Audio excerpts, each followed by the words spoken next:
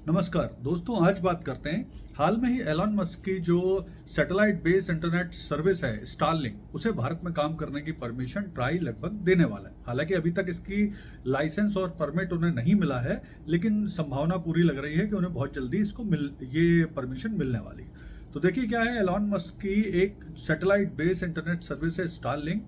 उसे वो भारत में बहुत लंबे समय से लॉन्च करना चाहते थे, लेकिन उन्हें परमिशन नहीं मिल रही थी। अब लेकिन मुझे ऐसा लग रहा है कि परमिशन मिलने वाली है।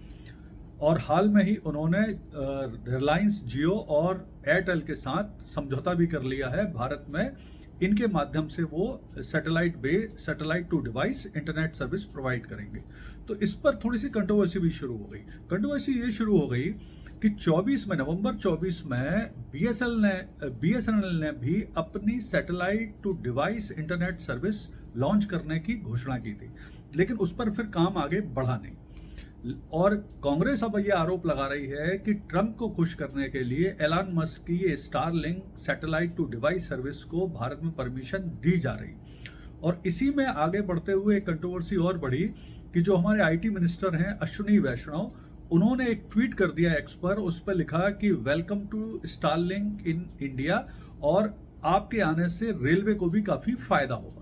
तो इस पर भी कांग्रेस और दूसरी पार्टियों ने आपत्ति जताई कि अभी तक जो ट्राई है, telecom regulating authority of India, उसने अभी तक स्टारलिंक को परमिट, लाइसेंस और कितने समय की परमिशन इन्हें दी जा रही है वो अभी नहीं हुआ। और इससे पहले अश्विनी वैष्णव ने ट्वीट कर दिया।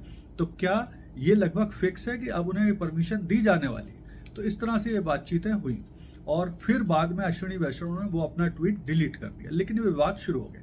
तो आइए थोड़ा सा समझने की कोशिश करते हैं कि अगर ये सैटेलाइट भारत में लॉन्च होगी तो क्या फायदे हैं और क्या नुकसान है। तो देखिए, अगर Starlink satellite to device internet हमारे यहाँ लॉन्च होगा देश में, तो फायदा ये होगा कि देश के जो पहाड़ी क्षेत्र हैं, दूरस्थ क्षेत्र हैं, जहाँ अभी भी नेट की सेवाएं नहीं है, टेलीकॉम की सर्विस प्रॉपर नहीं है, वहाँ उन क्षेत्र के निवासियों को फायदा होगा। इमरजेंसी में उनको फायदा हो सकता है। लेकिन जो नुकसान है, वो नुकसान ये है कि अगर मान लीजिए किसी इमरजेंसी में सरकार बोलती है स्टारलिंक से कि आप पर्टिकुलर क्षेत्र का नेट बंद करिए, और अगर वो नहीं करते हैं या वो लेट बंद करते हैं, तो इन सब चीज़ों को, यानी जो डिफेंस से जुड़ा, रक्षा से जुड़ा थ्रेट है, वो समझना जरूरी है। तो ये परेशानियां हो सकती हैं।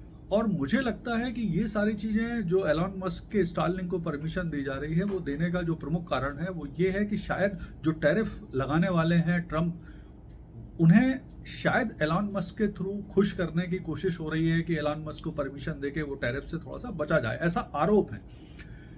हालांकि मेरा सोचना यह है कि अगर सरकार एलॉन मस्क की स्टारलिंक को परमिशन देने के स्थान पर जो बीएसएनएल ने अपनी service satellite to device launch की है, अगर उसे प्रमोट करते, उसे भारत में प्रसारित करने में रुचि दिखाते, तो ज्यादा फायदा होता। धन्यवाद।